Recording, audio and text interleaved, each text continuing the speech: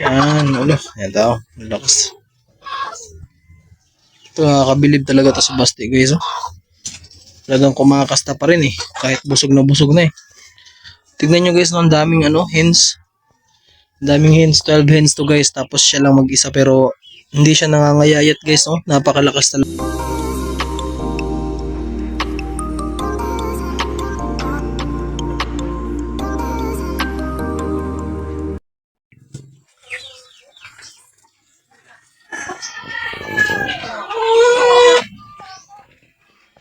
Good afternoon guys. Yan ang update sa ating mga Rhode Island. Medyo matagal-tagal tayong hindi nakapag-vlog kasi medyo busy.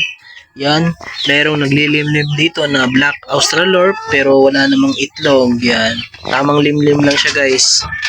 Yan, so may mga ganito rin kayo no. I know nga, may mga ganito rin kayo na nangyayari na naglilimlim ang mga hens kahit walang itlog. Yan guys, so yun, update. Malulusog pa rin ang ating mga Rhode Island Red. Yan, malulusog pa rin. Yan. Yan guys, oh. Lalaki na ng mga 2 months natin guys, oh.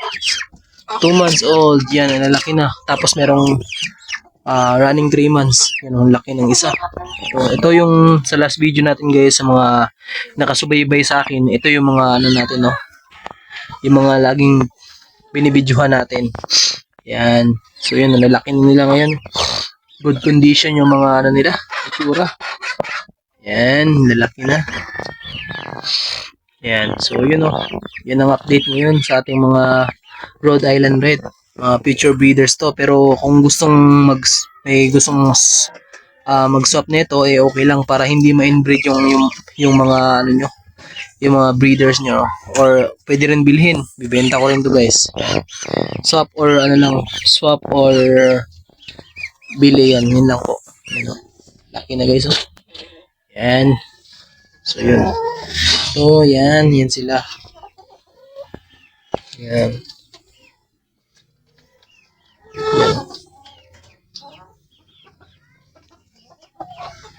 So guys, so meron pala tayong bagong niload dito guys, no?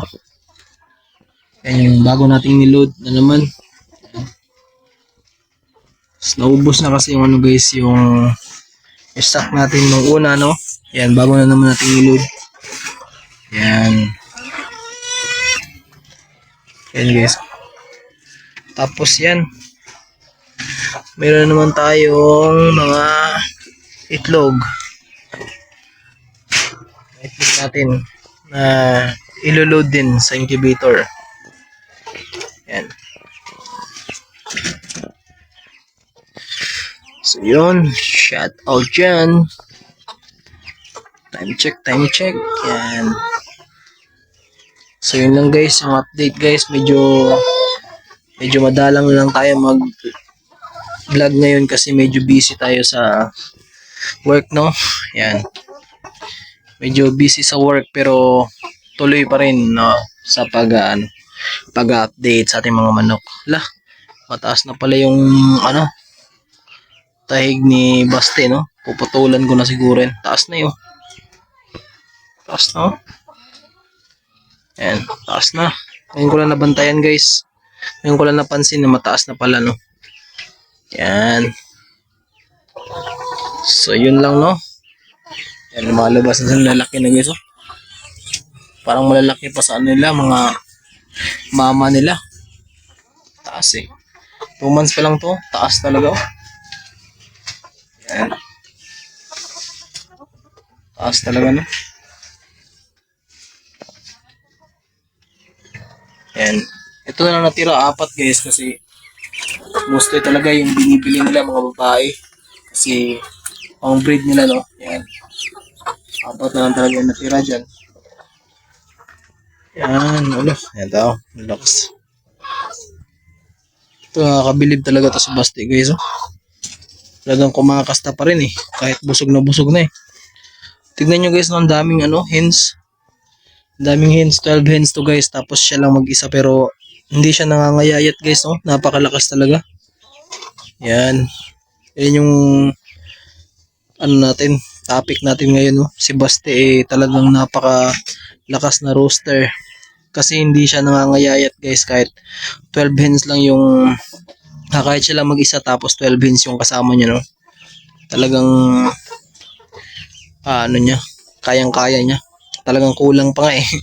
Ang lakas nitong rooster na to, Rhode Island Basti. Yan. Lakas guys. Siguro tumitimbang na lang to ngayon ng 2 kilo guys, kasi dati 3 kilo to yung una ko tong kinuha, sinap ko tong kapatid ng mga Black Australorp kasi para hindi ma-inbreed guys, no. Sinap ko dito kay Basti. Laki talaga nito guys dati. Yan. Yung Rhode Island din na itim, ito Black Australorp na itim guys, yung kapatid nito malaki din. Malabas na. Bibirahan ka agad ni Basti guys. Yung guys, tinuka ako ni Basti guys. Ay nako, talagang ginulpi niya kaagad. Ganyan katapang si Basti, tignan nyo guys. Talaga naman. Another naman to, sugat. Yan kita nyo guys. Talagang matapang to boss. Meron kasing kasama dito na rooster, binugbog niya lang guys, kaya hiniwalay ko. Talagang matapang yung manok na to. Tingnan nyo. Yan another sugat na naman to guys. Talaga naman. Yan. Lumabas ka kasi may buti na lang na hawakan kita. Kung hindi, talagang bugbog ka. Kahit anak ka pa nun, bugbog ka talaga dun. Yan.